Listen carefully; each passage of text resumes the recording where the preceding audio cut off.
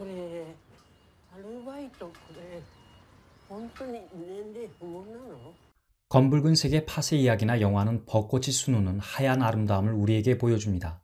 봄에 피는 그 하얀 눈꽃이 우리를 소생케 합니다. 그렇게 화려하게 피다가 다시 지는 꽃이라 할지라도 우리는 그것을 마지막이라 부르지 않습니다. 그리고 다시 필 그 눈꽃을 기다리며 하루를 거듭하며 삽니다. 벚꽃나무 아래 한 작은 가게가 있고 할머니는 조심스럽게 자신을 써달라 합니다.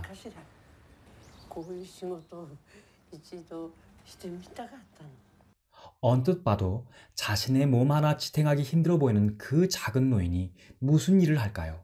여기는 시급이 600엔이라 싸다며 애둘러 거절합니다. 남자가 제시하는 임금이 600엔이라 하면 영화의 배경은 1996년 정도로 봐야 합니다. 그 배경을 안다면 이 영화를 더 감동적으로 볼 수 있을 겁니다. 그런데 이 할머니 그 말을 듣고 시급 300엔도 좋다고 합니다. 근데 아무리 보아도 할머니가 일을 하기에는 무리가 있어 보이네요. 다시 거절합니다. 발걸음이 떨어지지 않은 할머니 다시 온다 합니다. 적선하듯 던져둔 안꽃빵을 들고 무슨 사연이 있길래 우린 아직 아무것도 모릅니다. 그리고 또다시 찾아오는 할머니. 이제는 200엔도 좋다고 합니다. 최저임금이 6,000원이던 시절 시급 2,000원만 받겠다고 일하니 어이가 없었을 겁니다. 2,000원 받고 사람을 고용하는 것은 불법인데다 설령 고용한다고 해도 그만큼의 일도 해줄 수 없을 것 같습니다. 다치기라도 하면 더 귀찮아지지 말입니다. 또 한 번 다시 완곡히 거절합니다. 그래도 할머니 이 말은 해주고 싶습니다.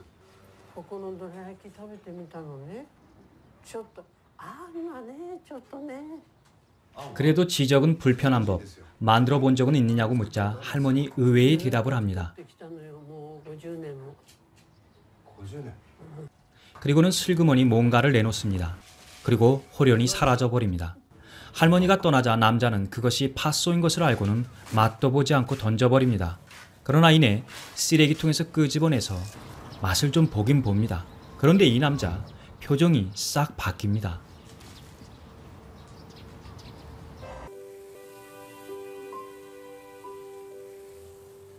그렇게 그들의 인연은 시작됩니다. 무거운 일은 자네가 해야 하고 나는 팥을 만들게. 할머니는 팥과 대화를 하며 그들을 맞이하고 그 팥들이 보내온 시간들의 경의를 표합니다. 아니 그것이 자연의 그 무엇이든 살아있는 살아갈 그 모든 것에 할머니는 경외하며 기쁨과 행복의 마음으로 대합니다.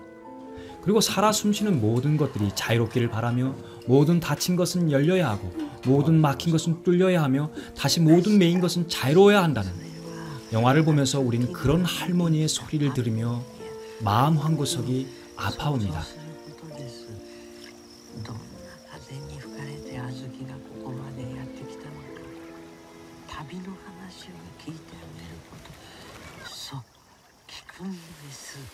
그런 할머니의 뚱딴지 같은 모습에 젊은이는 갸우뚱하지만 팥에 관한 나일은 이 현자의 가르침에 거역할 마음은 추워도 없습니다.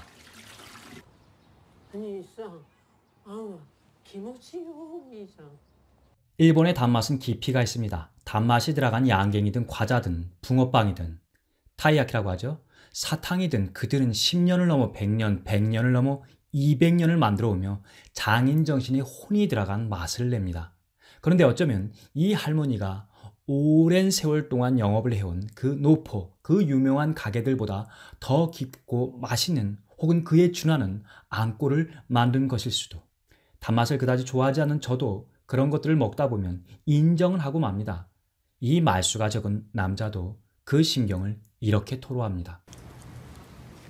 店長さん、どう？こんなの初めてです。甘党じゃないんです。うまい。 할머니가 만든 팥은 세상을 놀라게 합니다. 이것은 일찍이 적어도 이 마을에는 없던 맛입니다. 그리고 도라야키 집은 문전성시를 이룹니다. 행복한 나날의 연속, 보는 사람의 마음도 흐뭇해집니다.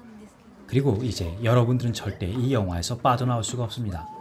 이들의 사연이 어찌됐든 우리는 그 이야기를 끝까지 들을 수밖에 없습니다. 어느 날 소녀가 묻습니다. 若い頃病気して私の知り合いが言うのよね。その人指が不自由なんだよね。この店は徳江さんの案で、案のおかげでこんなに繁盛したんですよ。とにかくやめてもらわないと。 그리고 점차 어느 날부터인가 손님이 없습니다. 한 사람도 아무도 오지 않습니다. 왜 오지 않는 것일까요? 그리고 그 맛의 비결에 이상한 화학적 조미료를 친 것도 아닌데 도대체 왜 문전성시를 이뤘던 이곳이 이렇게 된 것일까요? 남자는 애써 이것을 모른 척합니다. 할머니도 이것에 대해서 아무 말 하지 않습니다. 그렇게 할머니는 그날 조기 퇴근을 합니다. 그리고 편지 한 통이 날라옵니다. 소녀도 남자에게 고백을 합니다. 그리고 그것은 조용하고 싸늘한 사람들의 편견에서 시작된 아픔과 슬픔이었습니다. 어쩌면 사람을 해칠 수 있는 광기의 그 무엇도 될 수 있는. 여기서 영화의 시대적 배경을 좀 짚고 넘어가야겠습니다. 영화의 초기에 나오는 시급 600에는 이 영화를 이해하는 데 대단히 중요한 키워드입니다. 이 영화는 2015년도에 만들어진 영화이지만 그 시대적 배경은 일본 동경도의 시급 600엔이었던 때를 배경으로 하고 있죠. 그 시기가 1996년도 전후인데 그 1996년도에 일본에서 대단히 중요한 하나의 법이 사라집니다. 바로 한센병 환자의 영구적 종신적 강제 격리가 해금되던 해입니다. 이 법이 근 100여 년 가깝게 유지되던 격리법인데요. 종신격리법. 한번 들어가면 못 나오는 겁니다. 근데 그 해가 그들이 세상과 소통을 하기 시작했던 첫 해였던 겁니다. 그러니까 이 영화는 그 첫 해를 배경으로 한다고 볼 수 있습니다. 徳江さんはいつからここにいるんですか？若菜ちゃんぐらいの頃よ。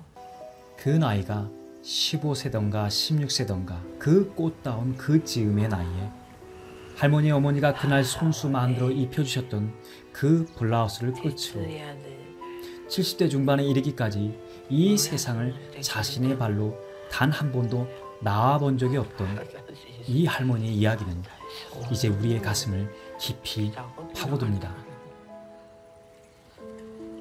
그리고 그날의 벚꽃을 보며 세상 모든 만물에 대해 눈부신 경의의 표정을 지으며 감탄해한 것도 시급 200엔이라도 거저라도 일해보고 그리고 세상 사람들과 소통해보고 싶어하던 그 소망의 이유가 이제 어렴풋이 보이기 시작합니다.